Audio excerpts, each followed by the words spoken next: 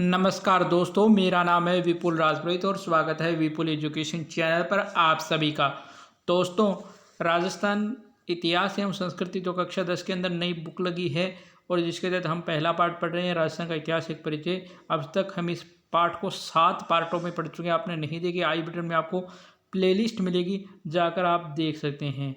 आज हम जो है मारवाड़ का राठौड़ वंश के प्रतापी शासक पूरे पढ़ेंगे, यानी पूरा मारवाड़ का राठौड़ वंश जो है हम आज इस वीडियो में पढ़ लेंगे। चलिए शुरू करते हैं पढ़ना। जिस प्रकार दक्षिणी पश्चिमी राजस्थान के गोहिलों का शासन मेवाड़ और वागड़ प्रांत में स्थापित हुआ, उसी प्रकार राजस्थान के उत्तरी और पश्चिमी भाग में राठौड़ों का राज्य भी स्थापित हुआ। यानी जो मेवाड़ का शासनकाल है गोहिलों का, मेवाड़ और वागड़ में दक्षिणी पश्चिमी वहाँ स्थापित हुआ। उसी प्रकार उत्तरी और पश्चिमी भाग में किसका राज्य स्थापित हुआ? राठौड़ वंश का। राठौड़ों की उत्पत्ति का विषय विवादास्पद है, यानी विवादास्पद है कि इनकी उत्पत्ति संबंध में कई विवाद है। विभिन्न ताम्रपत्रों, शिलालेखों और प्राचीन पुस्तकों में से राठौड़ों की उत्पत्ति को लेकर भिन्न भिन्न मत प्रतिपादित किए गए, यानी अलग अलग मत बताए गए हैं। कुछ विद्वानों की मान्यता है कि राठौड़ हिरण्यकश्यप की संतान है। जोधपुर राज्य की ख्यात में इन्हें राजा विश्वतोमान के पुत्र राजा वृद्धबल से पैदा होना लिखा है। दायलदास ने इन्हें सूर्यवंशी माना है और इन्हें ब्राह्मण भल्लल राव की संतान बताया। नैण सिंह ने मारवाड़ के राठौड़ों को कन्नौज से आने वाले शाखा बताया। कर्नल टोड ने राठौड़ों की वंशावली के आधार पर इन्हें सूर्यवंशी माना है।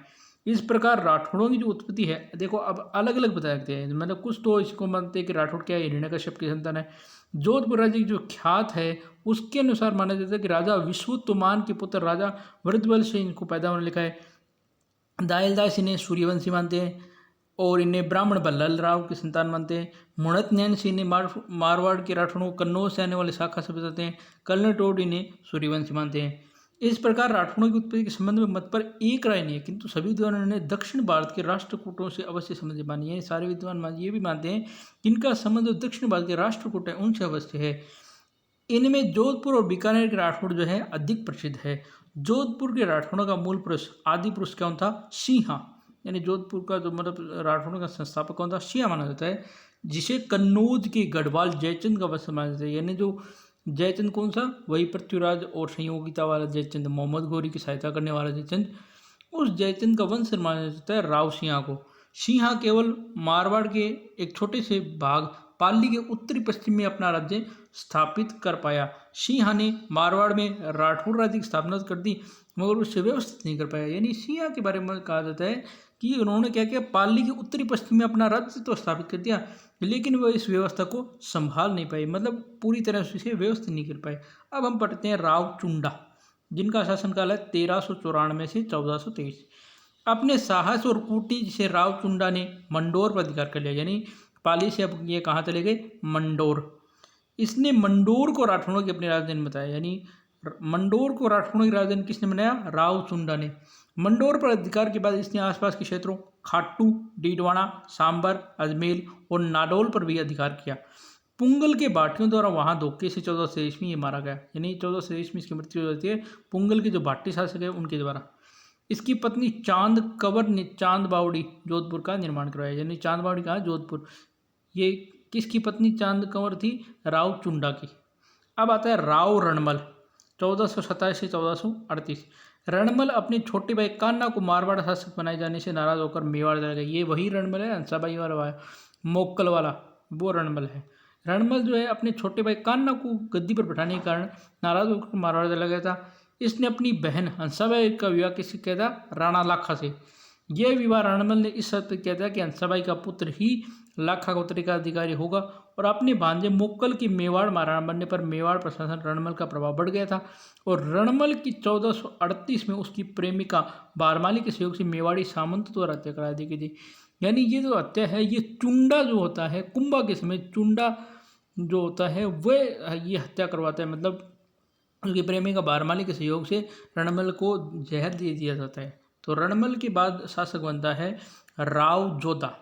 राव जोधा मारवाड़ के राव रणमल का पुत्र था। 1438 में चित्तौड़ में रणमल की हत्या होने के बाद उसने जंगल में रहकर अपनी शक्ति को संग्रहित किया, यानी वह वहाँ से मेवाड़ छोड़कर चला गया था। 1453 में वह मंडोर जीतने में सफल रहा। उसने मेवाड़ से सुलह करने के लिए अपनी पुत्री का विवाह मेवाड़ी राजकुमार रायमल से कर दिया। यानी रायमल कौन है? कुंभा का पुत्र है, उससे। उसने 1459 में जोधपुर नगर बसाया। उसने अपनी राजधानी किसको बनाया? जोधपुर नगर बसाया। 1459 में जोधा ने जोधपुर नगर बसाया था और उसे अपनी राजधानी बनाया था। राव जोधा ने नई राजधानी को सुरक्षित करने के लिए चिड़िया टूंग पहाड़ी पर एक दुर्ग बनाया जिसे मेहरानगढ़ कहा जाता है। राव जोधा ने दिल्ली के सुल्तान बहलोल लोदी की सेना को परास्त किया कर अपनी प्रतिष्ठा जो है प्राप्त की थी। इसके अलावा डॉक्टर गौरीशंकर हीरानंद ओझा राव जोधा को जोधपुर का प्रथम प्रतापी शासक मानते हैं। तो यह है राव जोधा की स्टोरी। तो राव जोधा के बाद हम अगला है नेक्स्ट शासक है राव मालदेव। राव मालदेव ने खानवा के युद्ध में राणा सांगा की ओर से भाग लिया था। यानी जो मालदेव है इन्होंने खानवा के युद्ध में सांगा की ओर से भाग लिया था। और यद्यपि खानवा युद्ध जिसमें मारवाड़ का शासक इसका पिता राव गंगा था। यानी इसका पिता जो राव गंगा है वो इसका मतलब मारवाड़ का शासक था। 1532 ईस्वी में बहादुर शाह के मेवाड़ पर आक्रमण के दौरान राणा विक्रमादित्य की सहायता की थी। यानी 1532 में जब बहादुर शाह मेवाड़ पर आक्रमण करते तो राणा विक्रमादित्य की इन्होंने सहायता की थी। 1536 में राव मालदेव ने जैसलमेर के राव लूणकरण की पुत्री उमा देवी से विवाह किया जो इतिहास में रूठी रानी के नाम से प्रसिद्ध होती है। यानी 1536 में राव मालदेव ने जैसलमेर के राव लूणकरण की पुत्री उमा देवी से विवाह किया था तो इतिहास में रूठी रानी मानी जाती है। ये मतलब रूठ के चली गई थी, वापस कभी आई नहीं। इस घटना का कारण यह था कि मालदेव का ससुर व उम्मेदेव का पिता राव लूणकरण मालदेव की हत्या करवाना चाहता था। यानी इस घटना का कारण क्या था कि मालदेव का ससुर या उम्मेदेव का जो पिता है वो मालदेव की हत्या करना चाहता था। इसकी सूचना मालदेव की सास ने मालदेव को भिजवा दी थी। यानी इसकी सूचना क्या है? मालदेव की सास ने किसे? मालदेव से भिजवा दी। और इस घटना के बाद मालदेव और उमादेव के संबंध बिगड़ गए। यानी उमादेव ये कहना चाहते थे कि ये मेरे पिता आपकी हत्या नहीं करना चाहते, लेकिन वह संबंध बिगड़ गए और वह रूठ कर अजमेर के तारागढ़ में रही और इतिहास में रूठ रानी के नाम से प्रसिद्ध हुई। यानी वहीं रही, वापस आई नहीं। मालदेव ने मेड़ता के विरमदेव और बीकानेर के राव जयसिंह पर आक्रमण कर 1542 में उनके राज्य पर अधिकार कर लिया। मालदेव ने मेड़ता के विरमदेव और बीकानेर के राव जयसिंह पर आक्रमण कर उन दोनों के राज्य पर अधिकार किया।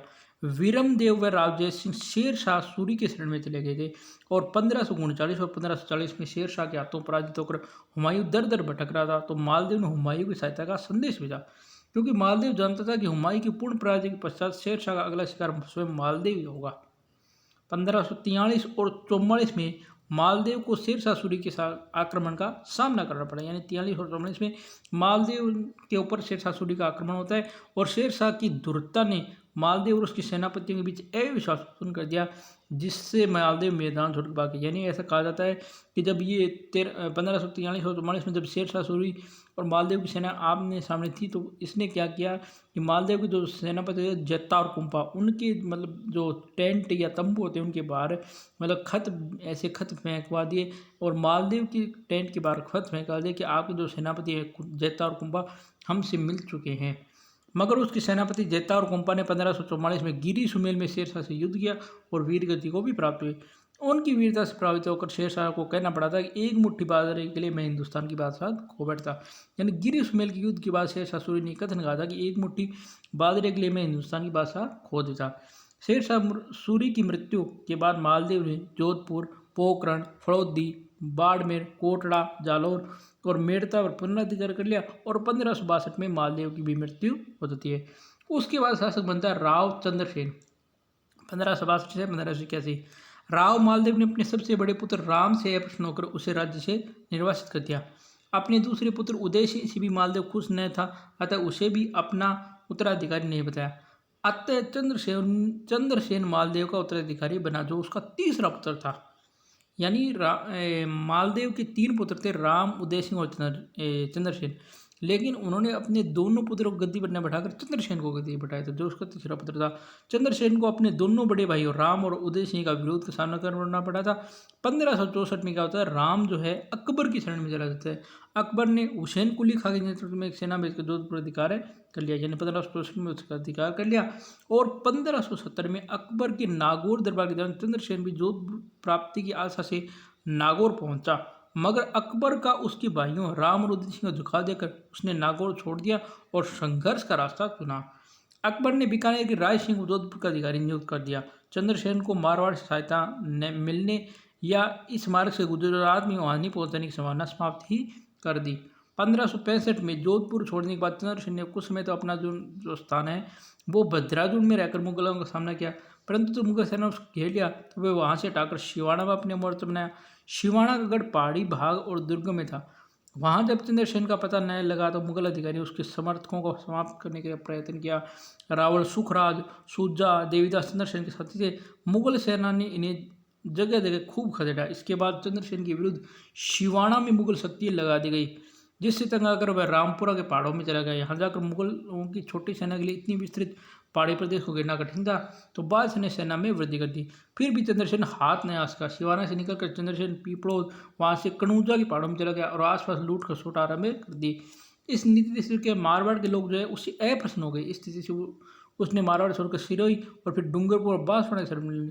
फिर भी मुगल सेना उसका पीछा नहीं कर पाई। इस प्रकार निरंतर मुगलों से चंद्रसेन संघर्ष करता रहा और 1581 में अपनी मृत्यु तक उसने संघर्ष जारी रखा। विश्वेश्वरनाथ राव ने चंद्रसेन की तुलना महाराणा प्रताप से की है, जिसे उसी के समान मुगल समिति का सामना करना पड़ता और पहाड़ों में बटने के बाद मुगलों की अधीनता स्वीकार नहीं की। इसी कारण चंद्रसेन को मारवाड़ का प्रताप भी कहा जाता है। चंद्रसेन को भूला विसरा राजा भी कहा जाता है। मोटा राजा उदय सिंह 1581 से 83 तक मारवाड़, खालसा या सिद्ध नियंत्रण के अधिकांश क्षेत्र था। 1583 में अकबर ने उदय सिंह को मुगल अधीनता में जोधपुर का शासक नियुक्त किया। यह क्या था? चंद्रसेन का भाई था। उदय सिंह ने 1587 में अपनी पुत्री जोधाबाई या जगत गोसाई का विवाह जहांगीर के साथ किया। खुर्रम जहांगीर की इसी पत्नी से उत्पन्न पुत्र था। इस विवाह के अवसर पर उदय सिंह को हजार का मनसबदार बनाया गया। अब हमारा अगला शासक है महाराजा जसवंत सिंह 1638 से 78।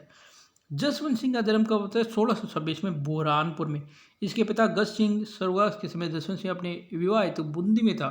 गज सिंह की मृत्यु की सूचना पाते ही बादशाह शाहजहां की तरफ से आगरा पहुंचने का निमंत्रण मिलता है। वह वहां पहुंचने पर शाही तौर से उसे टिक्का दिया गया। खिलाउत, जड़ाऊ, जमदार आदि वस्तु सम्मानित किया गया। इस अवसर पर उसे राजा का खिताब दिया गया तथा 4000 जात व 4000 सवार का मनसब प्रदान किया गया। क्योंकि उसकी आयु उसमें 11 वर्ष की थी, बादशाह ने आसूफ ठाकुर राशि कुंपावत को 1000 जात और 400 सवार का मनसब देकर जोधपुर राज्य का मंत्री नियुक्त किया गया। 1645 में इसे आगरा का प्रबंध सौंपा गया और 48 में कंधार अभियान पर इसे भेजा गया।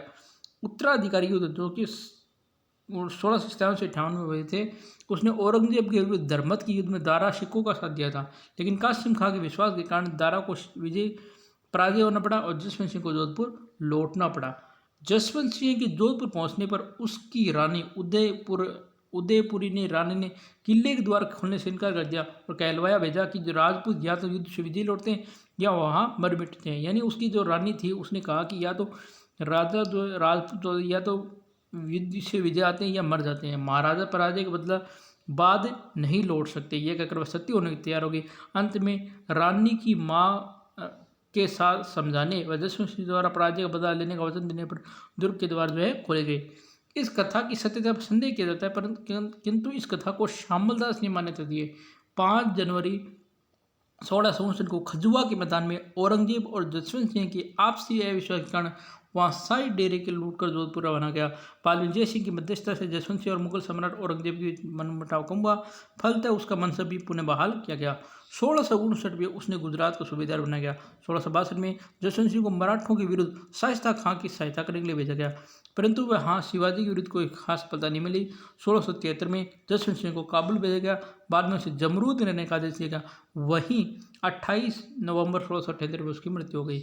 जसवंत सिंह विद्वानों का आश्रित था। उसके समय बहुत से विद्वान जैसे सूरज मिश्र, नरहरिदास, नवीन कवि, बंसारीदास आदि प्रसिद्ध है। मुड़त नैनसी उसका मंत्री था।